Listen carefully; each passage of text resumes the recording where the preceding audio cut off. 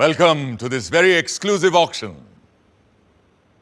और ये है, लेडीज एंड जेंटलमैन, भारत के संविधान की ओरिजिनल कॉपी। उन 1000 कॉपियों में से एक जिन्हें कॉन्स्टिट्यूएंट असेंबली मेंबर्स के लिए स्पेशली तैयार किया गया था। A very rare and truly a collector's item, which was meant for those जिन्होंने 3 साल रात दिन एक करके इस किताब को मुकम्मल किया था। पेश करते हैं ladies and gentleman, the constitution of India, Bharat का संविधान।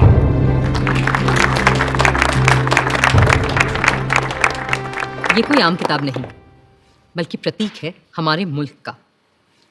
पर कभी सोचा है आपने कि ये मुल्क आखिर होता क्या है? समाजशास्त्री कहते हैं कि एक ही नस्ल, धर्म, जबान, परचम और हुक्म को मानने वाले बाशिंदों के समूह से बनता है एक मुल्क, एक देश। मगर हिंदुस्तान जैसे बहुत सी भाषाओं, धर्मों और तमाम जातियों प्रजातियों वाले सब कॉन्टिनेंट को किसी तंग नजरिए से नहीं देखा जा सकता है। और ऐसे मुल्क, ऐसे समाज में पुरानी रीतियों को तोड़कर सबको साथ लेकर आगे चलने के लिए किसी पुराने कानून से भी काम नहीं चल सकता है। इसीलिए हमारे पुरखों ने बनाया था हमारा संविधान, हमारा कॉन्स्टिट्यूशन, हमारा आईन। ये आईन ही तो वो आईना है जिसमें देखकर ही हम खुद को पहचान पाते हैं और संवार भी सकते हैं। आज से मैं आपको इस जादुई आईने के अंदर के संसार की सैर पर ले जाऊंगी। ये कैसे बना, कब बना, किस किसने बनाया और क्यों बनाया? तो चलिए चलते हैं वहां जहां कहानी शुरू हुई थी, हमारे संविधान की। But first things first, पहले आप भी तो ठीक से देख लीजिए उस मुकद्दस किताब को जिसकी बात हम कर रहे हैं।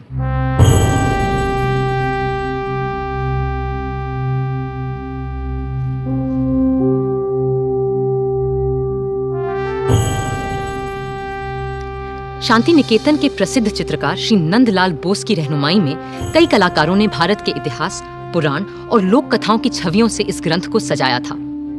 और प्रेम बिहारी नारायण रायजादा जैसे खुशखत कातिबों ने इसे अपने कलम से निखारा था।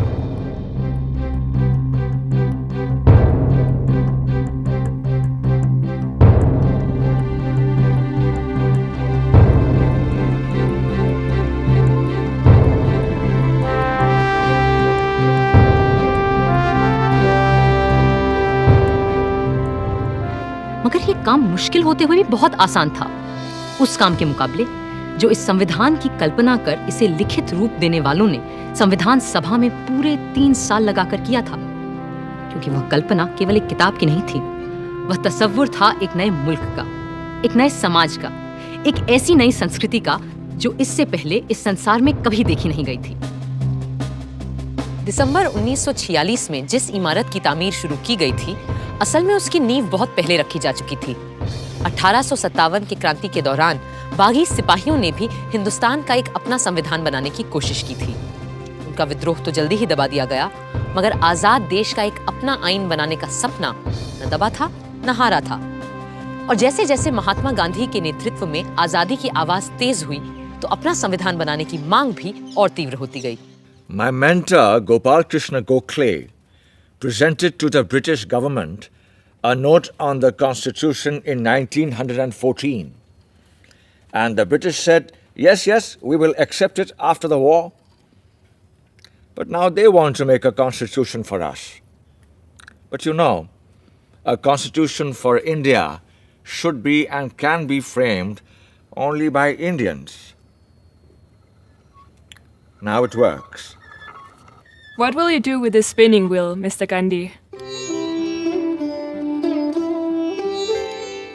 This is my secret weapon to drive the English rulers away so that we will have the power to make our own constitution. अब गांधी जी की सरपरस्ती में इतिहास ने दोबारा हमें एक नए भारत को गढ़ने का मौका दिया था। कांग्रेस नेता और आला वकील पंडित मोतीलाल नेहरू ने 1928 में एक रिपोर्ट तैयार की जिसे नेहरू रिपोर्ट या स्वराज संविधान के नाम से भी जाना गया। और उनके बाद जब उनका बेटा जवाहर कांग्रेस का सदर बना, तो उस युवा नेता ने हिंदुस्तान के अपने संविधान के सपने को और शदीद तरह से सबके सामने रखा। आजादी दी नहीं जाती, स्वतंत्रता किसी कानून के नुक्ते को बदलकर नहीं मिला करती। इस तरह तो नए निजाम के नाम पर अंग्रेजों की पुरानी गुलामी को और मजबूत किया जाएगा। सच्ची आजादी तब मिलेगी जब हम अपनी चुनी हुई संविधान सभा के जरिए खुद अपने देश का संविधान सोचेंगे, अपना आईन तय करेंगे, अपना कॉन्स्टिट्यूशन बनाएंगे। भारत माता की जय! भारत माता की! जवाब में अंग्रेजों ने सन 1935 में एक गवर्नमेंट ऑफ इंडिया एक्ट बनाया। ये एक्ट भारतीयों की उम्मीदों से न सिर्फ बहुत कम और अलग था, बल्कि इसकी वजह से कांग्रेस और मुस्लिम लीग के दरमियान दूरियां और बढ़ने लगीं। इस बीच दूसरे विश्व युद्ध के दौरान सन 1945 में डॉक्टर तेज बहादुर सप्रू ने सभी पार्टियों से मशवरा करके एक सांझे संविधान का खाका बनाने की कोशिश की। उधर वर्ल्ड वॉर II की मार और इधर आज़ाद हिंद फौज और भारत छोड़ो आंदोलन के चलते अंग्रेजों का भारत पर अनंत काल तक राज करने का इरादा नेस्तो नाबूद हो चुका था। विंस्टन चर्चिल युद्ध तो जीते, मगर बेचारे चुनाव हार गए और बर्तानिया के नए प्रधानमंत्री क्लेमेंट एटली ने कहा कि भारत के लिए नया संविधान बनाने और मुसलमानों को अलग अधिकार देने की मुस्लिम लीग की मांग पर काम फौरन शुरू किया जाएगा। इसी के मद्देनजर पहली बार हिज मैजेस्टी की सरकार के 3 कैबिनेट मंत्री एक साथ भारत भेजे गए और ये कहलाया cabinet mission. Believe me, India will be a much better place after you have left us to ourselves. That's precisely what we ought to do, Mr. Gandhi. Our only fear is whether it's possible to minimize the violence and the bloodshed which is predicted in this subcontinent when it breaks into Hindustan, Pakistan and Princestan. Then don't break India. But what about Mr. Jinnah's Pakistan? Why will you listen to my brother Jinnah if you are not ready to listen to others? And why do you presume that Jinnah will not see sense when you meet him in Shimla? I do wish your hopes come true when we meet in Simla, but it is important that you're also present there. What will I do there? I'm neither a member of the Congress nor of the Muslim League or of the other outfits that you have invited there. But still, we will need your wise counsel in Simla when discussions are held about an interim government and a new constitution for India. लाट साहब यानी vice Roy की शिमला कोठी में बैठक लग रही थी और वहां भारत भर की अहम सियासी हस्तियां जमा हो रही थीं। कांग्रेस की तरफ से आए थे उनके अध्यक्ष मौलाना आज़ाद, साथ में थे पंडित जवाहरलाल नेहरू, सरदार वल्लभ भाई पटेल और खान अब्दुल गफ्फार खान। मुस्लिम लीग की तरफ से थे मिस्टर जिन्ना, जिनके साथ थे लियाकत अली खान, सरदार निश्तर और नवाब इस्माइल खान। फिर सिख, पारसी, ईसाइयों और दलितों के नुमाइंदे भी थे। उधर पूरे मुल्क में फैले सैकड़ों रजवाड़ों की तरफ से वहां मौजूद थे भोपाल के नवाब मोहम्मद हमीदुल्ला, जो उन दिनों चेंबर ऑफ प्रिंसेस के चांसलर थे। Friends, the winds of change have swept the old order all over the world, ever since this bloody war has started. And our new Labour government of Britain is of the opinion that the time has come for Indians to decide how they are going to govern themselves. And the purpose of this meeting is to have discussions with all of you. The representatives of British India and the Indian states is to secure a way of framing the constitution of a free India.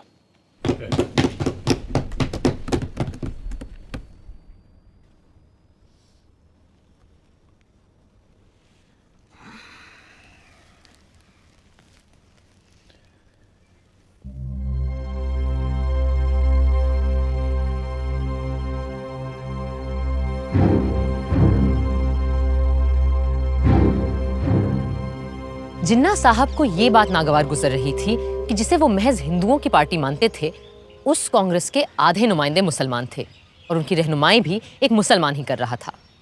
Shimla की ठंडी आबो हवा का ऐसे माहौल में गर्म हो जाना लाजमी था। मैं और मेरे साथी इस वक्त यहाँ पूरे हिंदुस्तान की आज़ादी की पेशकश लिए मौजूद हैं।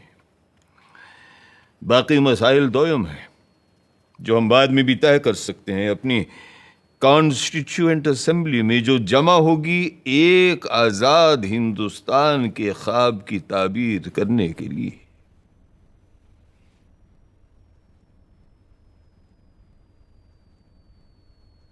My colleagues and I stand here for the independence of the whole of India. Other matters are subsidiary to this and can be discussed and decided in the Constituent Assembly, which will make a blueprint for an India of our dreams. Dreams that may turn into nightmares for the Muslims of this country if we allow the Congress to have its way. That's why it's imperative that we Muslims of India have our own group of states that may decide its own constitution. What are the groupings you have in mind, Mr. Jinnah? All the Muslim majority states like Sindh, Punjab, Balochistan, and Northwest Frontier Province will form the first group. And the states of Assam and Bengal will be in the second group. Mr. Jinnah, if, as you suggest, these groups separate from the body of India, then pray tell us, what is left for the Constituent Assembly to make laws for? The rest of India in the center and the south? And what happens to the princely states? Well, they can have their own constituent assemblies. This is not acceptable to us. We are here to discuss the fate of a united India, not to break India into pieces. And if this is the purpose of this mission, I am afraid we have no business being here. In that case, I'll be forced to adjourn the meeting. जिन्ना साहब चाहते थे कि हिंदुस्तान के पूर्व में असम और बंगाल और पश्चिम में 4 मुस्लिम बहुल सूबों के लिए एक अलग संविधान सभा बने और बाकी के भारत के लिए दूसरी संविधान सभा, और राजे रजवाड़े खुद अपने आप तय करें कि उन्हें किसी के साथ जाना है या खुद मुख्तार रहना है। जाहिर है कांग्रेस के नेताओं को ये अनेक संविधानों की सूरत बिल्कुल बर्दाश्त नहीं थी। कल कुछ लोगों ने ग्रुपिंग्स के लिए एक तजवीज़ पेश की थी, जो हमारे मुल्क को मजहब व मिल्लत की बिना पर बांटने की एक पेशकश है। हम ऐसी किसी भी तरह की पेशकश के सख्त खिलाफ हैं। हिंदुस्तान एक मुल्क है, आप सुन रहे हैं लियाकत अली खान साहब, हिंदुस्तान एक मुल्क है और एक ही असेंबली इसका आइन बना सकती है, जिसमें तमाम सूबों, इलाकों, मजहबों और फिरकों के चुने हुए मेंबरान और राजे रजवाड़ों के भेजे हुए नुमाइंदे भी शामिल होंगे।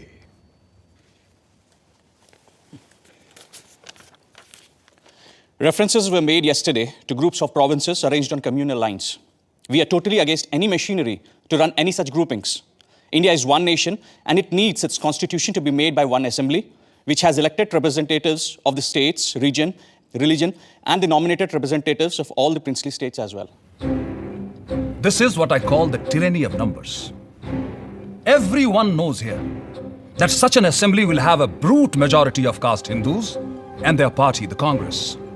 And in the game of numbers, minority Muslims will have no say left. That's why we need 2 assemblies, so that Muslims can frame their own laws. मगर मेरे भाई जिन्ना, क्या आज तक हमारे पास हिंदुओं के लिए अलग और मुसलमानों के लिए अलग आइन थे? नहीं थे ना? तो फिर यकबयक आज इन 2 कानूनों की जरूरत क्यों आन पड़ी? क्यों? I trust the British sense of fair play. But with the Hindus ruling India through their Congress, Muslims need a special constitutional protection. I have gone through the length and breadth of India, and I know how vulnerable Muslims are feeling today. And as their sole representative here, it is my duty to... ये आपसे किसने कह दिया कि मुसलमानों के अकेले नुमाइंदे आप ही हैं? अरे भाई, मुसलमान तो हम भी हैं, क्यों मौलाना? Well, I do not need to establish my credentials here. Because the Muslims of this country know who stands here for their rights and who here is a paid quisling Muslim masquerading as their representative. I take strong objection to such a remark being made about my esteemed colleague. Mr. Jinnah, if I've got you right, you need these groupings because of the communal mistrust that exists in this country. That's perfectly right, Sir Stafford. Muslims cannot be a part of a constituent assembly which will be dominated by caste Hindus. May we deal with first things first, please, which is to dispose of the problem of the Indo-British relationship. For that, we need to make our own constitution for a free India. The communal problem can be dealt with later. Later? Later, there'll be no Muslims left alive in India if Congress is given its way. And that is unacceptable to me. If Mr. Nehru doesn't like the idea of groupings of states within the same India, then it will be better to have 2 Indias. One for Hindus and another for Muslims. Hindustan and Pakistan. And a Princestan, the federation of the princely states. This is ridiculous. It clearly indicates the reality behind the grouping's proposal Mr. Jinnah is making. I will not be a party to this balkanization of India. No! India is one and will remain one country. कड़वा सच ये था कि अंग्रेज हिंदुस्तान में अपनी घटती हुई फौजी ताकत से अच्छी तरह वाकिफ थे और वो चाहते ही नहीं थे कि सांप्रदायिक आग को फैलने से रोका जाए।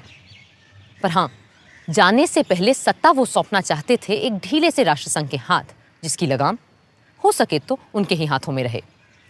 इन्हीं सब बातों को लेकर 16 मई 1946 को एक समझौते का मसौदा बनाया गया। United Dominion of India will be given independence as and when the appropriate time comes. In the meanwhile, 2 constituent assemblies will frame the constitution. One for the Muslim majority provinces, which will be grouped Balochistan, Sindh, Punjab, and Northwest Frontier Province as the first, and Bengal and Assam as the second group. The Hindu majority provinces in the central and southern India will form another group and make their own constitution. But the central government will be empowered to run foreign affairs, defense, and communications, while the residual powers and the responsibility will belong to the provinces, coordinated by their group. How can you have 2 assemblies for one nation? Are you suggesting that there will be Hindu constitution and Muslim constitution? And which constitution will be applicable to the central government? But sir, Assam is not a Muslim majority province. Then why? Gentlemen, please, these are only recommendations which have yet to be accepted by the 2 main parties, that is the Indian National Congress and the Muslim League, whose working committees are going into details of this plan, and there is no need for us to add anything more at this moment. Thank you. But Nehru is adamant he won't agree to such a proposal. I'm ready to sit together with Jawaharlal, for whom I have great regard, to convince him of the value of these groupings, since he has no desire that the British stay back in India any longer. And if I'm right, then even British do not desire to stay back here any longer. Not just Nehru. The entire Congress Working Committee is dead against the concept of 2 constituent assemblies and 2 separate constitutions. In that case, they must agree to partition and for the creation of 2 nations. Because the only way I can agree to one union of India is if Congress agrees to 2 groups, as proposed by me.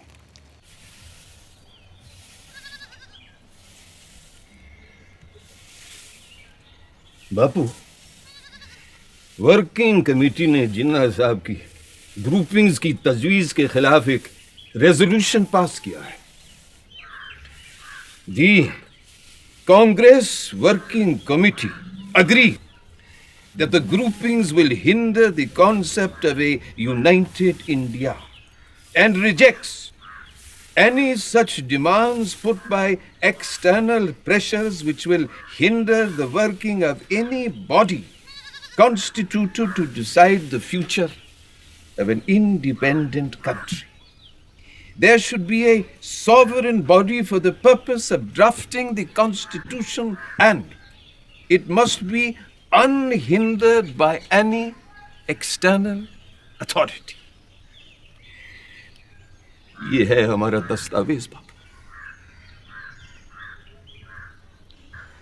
हम अपने देश का बंटवारा कभी कबूल नहीं कर सकते।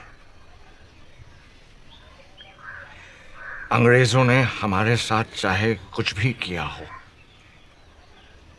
उनके कैबिनेट मिशन ने अपना काम पूरा कर लिया है और अब उन्हें जल्दी है कि वो हमारी छाती से उतरें और जाएं। अब ये हम पर है कि हम कैसे अपनी इस दुखी अभागी धरती को सुखी और भाग्यशील बनाएं।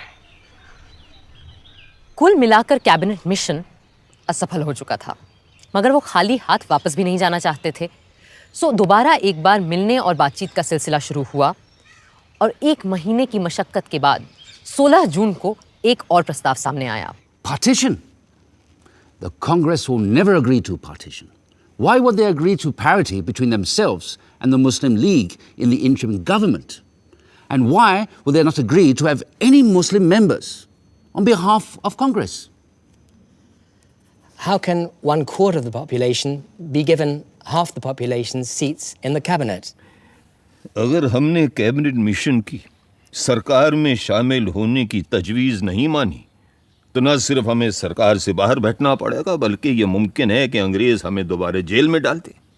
अब इससे बेहतर यह है कि हम उनकी इतनी सी बात मान लें कि हमारी भेजी काबीना की फहरिस्त में किसी मुसलमान का नाम ना हो। खुद अपना नाम कटवाने की तरकीब बता रहे हैं आप तो मौलाना। सरदार, मुल्क किसी भी शख्स से बहुत बड़ा होता है और किसी भी मिल्लत से भी। मैं मौलाना की बात समझ सकता हूं। अगर हमने सरकार में आने का यह मौका हाथ से जाने दिया तो यकीनन मुस्लिम लीग और खास तौर से जिन्ना साहब इस बात का नाजायज फायदा उठाएंगे। बापू, आपका क्या कहना है?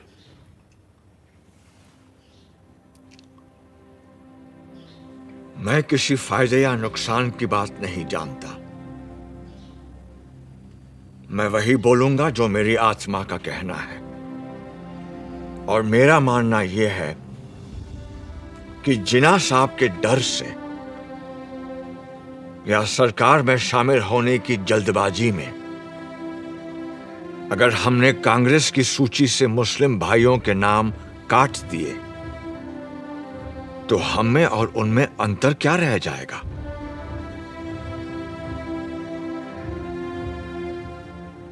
जिन्ना साहब सिर्फ मुसलमानों के नेता हो सकते हैं, पर आप लोग तो सिर्फ हिंदुओं के रहनुमा नहीं है ना। बापू, आपने सही फरमाया, मगर क्रिप्स और उनके साथी अभी रुकने वाले नहीं हैं, और अगर सरकार में शामिल होने के लिए हमें मुसलमानों को अपनी काबीना से खारिज करना भी पड़े तो क्या फर्क पड़ता है? मुझे फर्क पड़ता है, और मेरा ऐसी पार्टी से कुछ लेना देना नहीं हो सकता है। अगर आप लोग सरकार संभालने के लिए इतने उतावले हैं तो बनाइए आप सरकार। मैं दिल्ली छोड़कर जा रहा हूं। बापू, हम आपकी बात समझते हैं, पर अगर इस समय उन्हें फौरन जवाब नहीं दिया तो ये मौका हाथ से निकल जाएगा।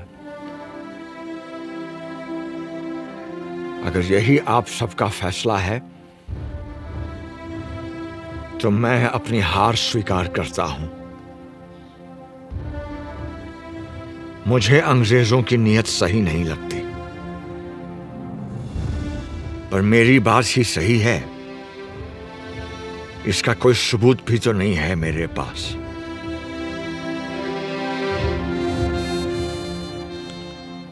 अगर आप सबकी आज्ञा हो तो मैं इजाजत चाहूंगा।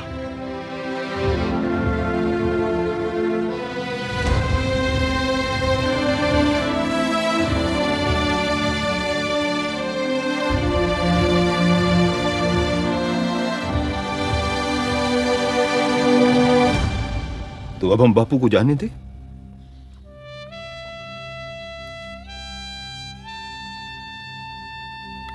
प्यारे लाल,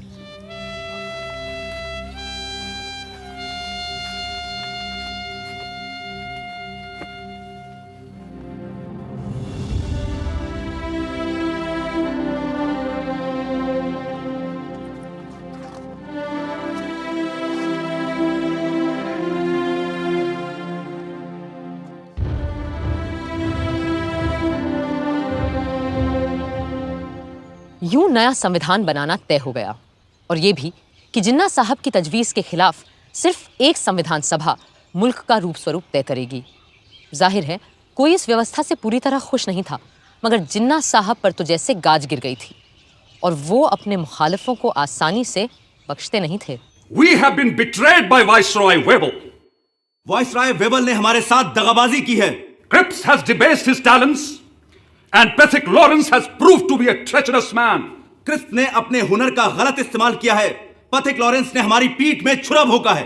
Breaking all the norms of decency, they have invited the Congress, which had earlier refused the offer to join the interim government without even consulting us.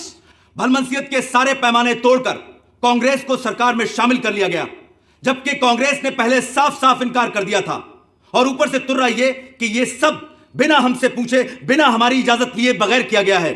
In such a situation, if I have to safeguard the interests of the Muslims of this subcontinent, then I'm left with no choice but to bid goodbye to constitutional methods. इस सूरत में अगर मुझे मुसलमानों की इज्जत, गैरत और हुकूक को बचाना है, तो मेरे पास कोई और सूरत ही नहीं रहती सिवाय इसके कि हम कॉन्स्टिट्यूशनल यानी आईनी तरीकों को ताक पे रख दें। The Hindu Congress has time and again employed the weapon of mass struggle to intimidate us, and the British have held their arms in authority to crush us. हिंदुओं की कांग्रेस हमेशा अवामी जद्दोजहद के नाम पर हिंदुओं के हुजूम से हमें डराती आई है, और अंग्रेज हुक्मरान अपनी बंदूकों, बेतों और बेनटों से हमें कुचलते आए हैं। Today, we too have forged a weapon and are in a position to use it. अब हमने भी अपना हथियार तैयार कर लिया है और हम इसका इस्तेमाल भी जानते हैं। I call upon all the Muslims of this country to take to direct action. आज मैं हिंदुस्तान के सारे मुसलमानों से डायरेक्ट एक्शन की अपील करता हूँ। From Friday the 16th of August, we will resort to direct action till we have achieved our cherished goal, our Pakistan. ऐ अल्लाह के नेक बंदो, आने वाले जुमे 16 अगस्त से हम सीधी आर पार की लड़ाई लड़ेंगे। डायरेक्ट एक्शन और हथियार तभी रखेंगे जब मंजिल मकसूद सामने दिखाई देगी, यानी हमारा प्यारा पाकिस्तान। पाकिस्तान पाकिस्तान पाकिस्तान। अगर कायदे आजम, क्या हमारा डायरेक्ट एक्शन नॉन वायलेंट होगा? I am not going to discuss ethics here. और आप सभी लोग जानते हैं कि मुझे गांधी की अहिंसा वहिंसा में कोई यकीन नहीं है। कायदे आजम मोहम्मद अली जिन्ना। बातचीत, सुलह सफाई, रूठने समझाने मनाने के 2 महीने यकबयक खत्म हो गए। कैबिनेट मिशन वापस लौट गया और हिंसा के बादल चारों तरफ मंडराने लगे। वाइसरॉय वेवल ने सारे गवर्नरों को बुलाकर पुलिस व्यवस्था को चाक चौबंद करने को कहा, पर बंगाल के गवर्नर सर फ्रेडरिक बरोज ने वेवल को खबर दी कि बंगाल के मुस्लिम लीगी प्रधानमंत्री एच.एस. सोहरावर्दी के कहने पर उन्होंने 16 अगस्त को सारे पुलिस महकमे को छुट्टी पे भेज दिया है। 16 अगस्त 1946 भारत के इतिहास के काले दिनों में शामिल होने जा रहा था। जिन्ना साहब की पुकार पर 16 अगस्त की सुबह से ही हथियारबंद लोग कलकत्ता की सड़कों पर उतर आए और हत्याओं का सिलसिला शुरू हो गया। बदले में दूसरे संप्रदायों के लोग भी निकल आए और सड़कों पर 3 दिन तक सिर्फ हत्यारों का राज था। पुलिस छुट्टी मनाती रही, फौज अपने ड्रैगन टैंक लिए बैरकों में बैठी रही और सड़कों पर कत्लोगारत, खुरेजी और आगजनी होती रही।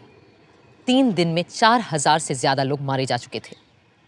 बंगाल में जो हुआ उसके बदले में पहले बिहार और फिर बाकी भारत में भी हिंसा का तांडव मचने लगा। बंबई शहर तक दंगों की चपेट में आ चुका था, पर पूर्वी बंगाल के नोआखली में जिस तरह हिंसा का चक्र शुरू हुआ उसने सबको दंग कर दिया। सब छोड़ छाड़ कर गांधी जी चल पड़े नोआखली।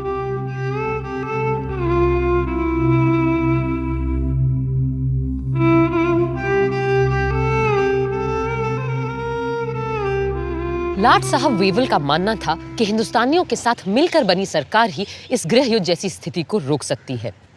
सो पंडित नेहरू ने अंतरिम सरकार में वाइस प्रेसिडेंट और सरदार पटेल ने गृह मंत्री का पद स्वीकार कर लिया। जिन्ना साहब ने तो पहले इस सब का मजाक उड़ाया, फिर 15 अक्टूबर तक उनकी तरफ से भी लियाकत अली खान ने वित्त मंत्री का पद संभाल लिया। जिन्ना साहब खुद सरकार में शामिल नहीं हुए क्योंकि उन्हें नेहरू से छोटा या बराबरी का ओहदा मंजूर नहीं था। यूं आर्जी सरकार तो बन गई, पर उसका चलना कदम कदम पर दुश्वार हो रहा था। गांधी जी ने तो बहुत पहले ही लाट साहब वेवल को इस खतरे से आगाह किया था। You must make your choice of one horse or the other.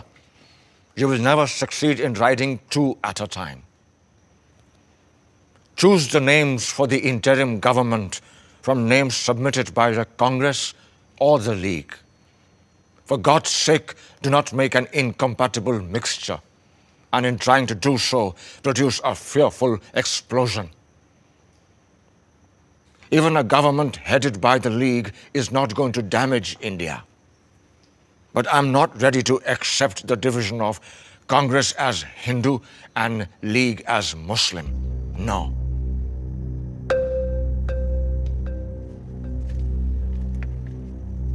Wavell इतने हताश हो चुके थे कि उन्होंने अपने एक खत में सम्राट किंग जॉर्ज को लिखा, The situation reminds me of a childhood puzzle in which I had to manipulate marbles into their pens. Just as the last one seemed to get into place, the others invariably run out. I am trying to postpone convening the Constituent Assembly as much as possible, and maybe have one more round of talks with Mr. Jinnah and Nehru. Perhaps in London, a city both of them have lived in and love. दिसंबर 1946 के London के बर्फीले माहौल से ज़्यादा सर्द अगर कोई चीज़ थी तो वो था मिस्टर जिन्ना और पंडित नेहरू के बीच का रिश्ता। कई मुलाकातों के बाद भी जब कोई बात न बनी तो आखिर नेहरू जी ने अंग्रेज़ों को उनके घर में घुसकर अंतिम चेतावनी दे डाली। There is a great urge amongst the populace of India for political progress and for making a constitution. Mr. Jinnah's Muslim League is but a fly on the weighing scale compared to the vast force in India. And if the British authorities do not call for the Indian Constituent Assembly immediately, we will have to resort to another mass action against His Majesty's government. Thank you, gentlemen. Mass action के डर से British सम्राट की सरकार तुरंत मान गई और पंडित नेहरू के भारत लौटते ही 3 दिन के अंदर हिंदुस्तान का आईन बनाने के लिए कॉन्स्टिट्यूएंट असेंबली का मिलना तय हो गया। 9 दिसंबर 1946 के ऐतिहासिक दिन इसी इमारत में पहली बार इकट्ठा हुई भारत की संविधान सभा। प्रादेशिक विधानसभाओं से चुने गए नुमाइंदे इस ऐतिहासिक दिन के लिए सज धज कर पधार रहे थे। मुस्लिम लीग ने, जैसा कि उम्मीद थी, इसका पूरी तरह से बहिष्कार किया। हिंदुस्तान को एक नया रूप देने के लिए, एक नए संविधान को आकार देने के लिए सारे महत्वपूर्ण लोग कॉन्स्टिट्यूएंट असेंबली में मौजूद थे। बस 2 लोग वहां नहीं थे, और शायद 2 सबसे अहम लोग, कायदे आज़म मोहम्मद अली जिन्ना और महात्मा गांधी। संविधान सभा के बहुत से सदस्य गांधी जी से मार्गदर्शन और आशीर्वाद लेने उनके पास पहुंचे।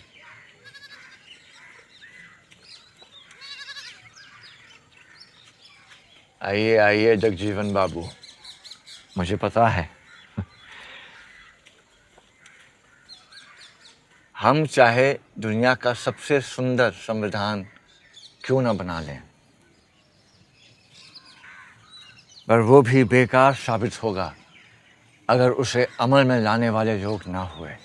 बापू, मुझे पूरा विश्वास है कि हमारे यहाँ ऐसे अच्छे आदमियों और औरतों की कोई कमी नहीं है जो हमारे संविधान को कारगर करके दिखाएंगे।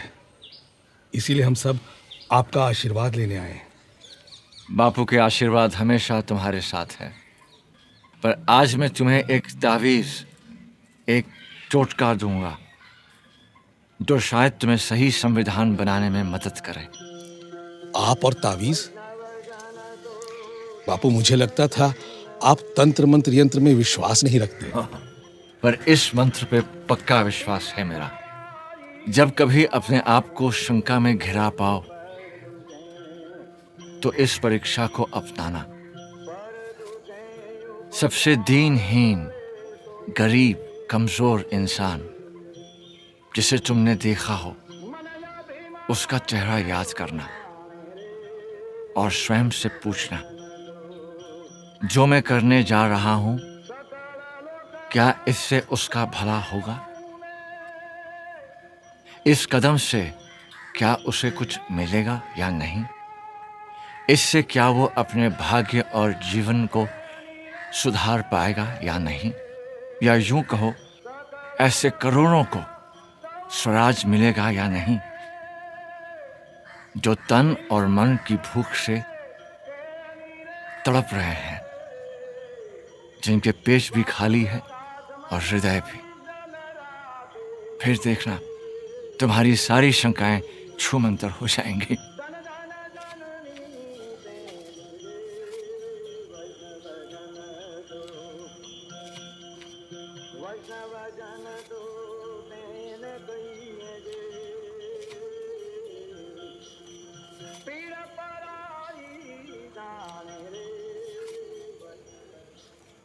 संविधान सभा ने सबसे सीनियर सदस्य डॉक्टर सच्चिदानंद सिन्हा को कार्यकारी अध्यक्ष चुना और उनकी निगरानी में सारे सदस्यों ने शपथ ली।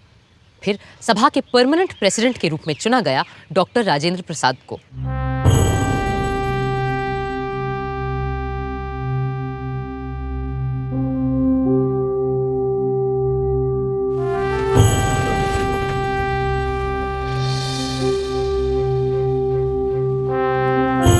Hip hip hip hip hip.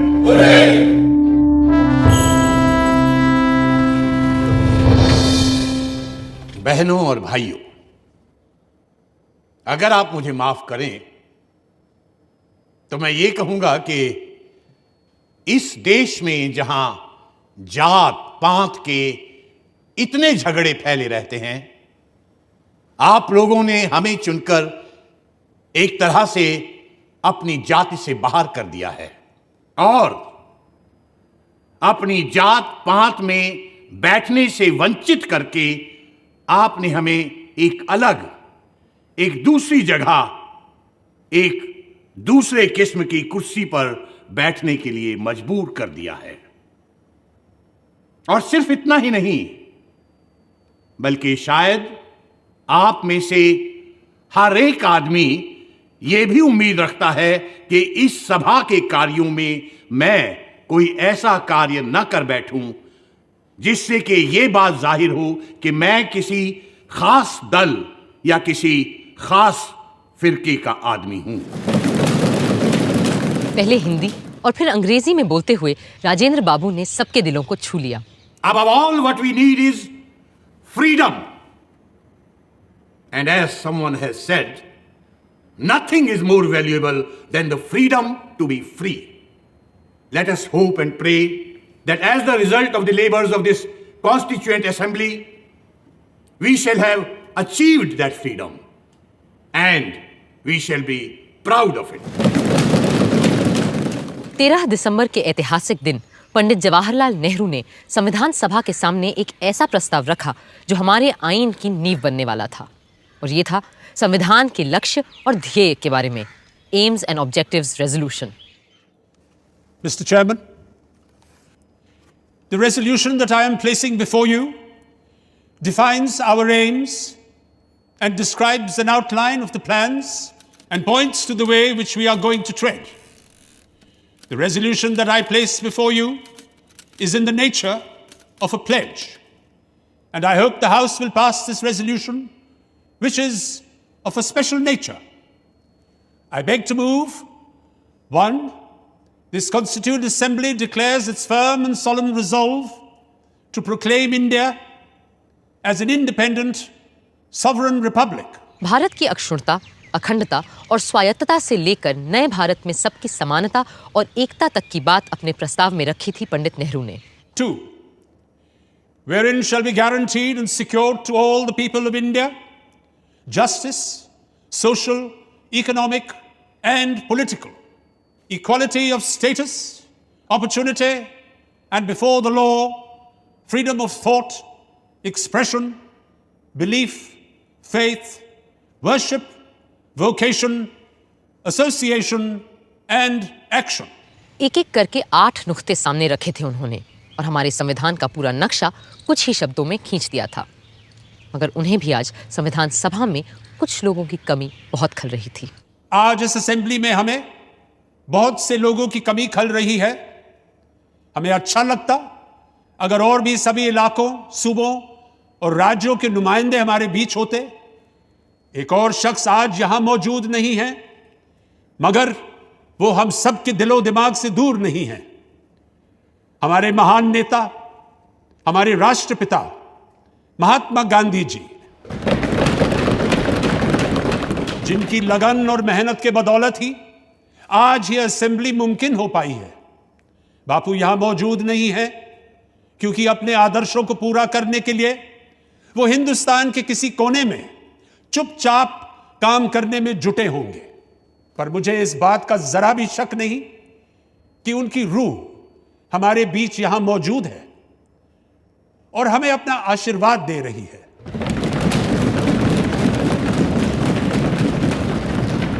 I also think of the various constituent assemblies that have gone before us, when the fathers of the great American nation met and fashioned out a constitution that has stood the test of time for more than a century and a half.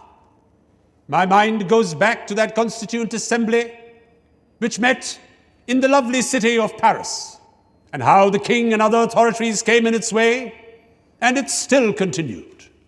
Even the room for that meeting was denied, and the Constituent Assembly betook themselves to an open tennis court and did not disperse till they had finished the task they had undertaken. We too, whether we meet in this chamber or in the fields or the marketplace, will go on meeting and continue our work till we have finished it. 13 दिसंबर को AIIMS and objectives resolution के साथ पंडित नेहरू ने हमारे संविधान की नींव रखी थी और 14 दिसंबर को जिन्ना साहब ने संविधान सभा की पूरी बुनियाद पर ही सवालिया निशान लगा दिया। Is complete independence the goal of the Muslim League? What do you think we are fighting for? Our goal is complete independence, certainly. The complete independence of Pakistan. But Mr. Jinnah, if the Congress accepts the proposals laid down by the British government, would the Muslim League be then ready to take part in Constituent Assembly? It's all very well to talk in this loose way about Constituent Assembly. The reality is that the Congress with 292 supporters, there might be a few less, has a brute majority, where the Muslim number is only 79. Is that what people understand when they talk of democracy? The truth is that between the Hindus and Muslims in India, there is no such thing as democracy. Does that mean that the Muslim minority wants a veto on the progress of the majority? What majority do you mean? If you mean the Hindus, then we wish them Godspeed. Go ahead and establish your Hindustan. Frame your constitution for the Hindus, but then leave us alone, and we shall frame a constitution for Pakistan. ये तो बस आगाज था। आगे और तमाम अड़चनें आनी बाकी थीं। अब देखना है इन चुनौतियों का सामना कैसे किया हमारा संविधान बनाने वालों ने।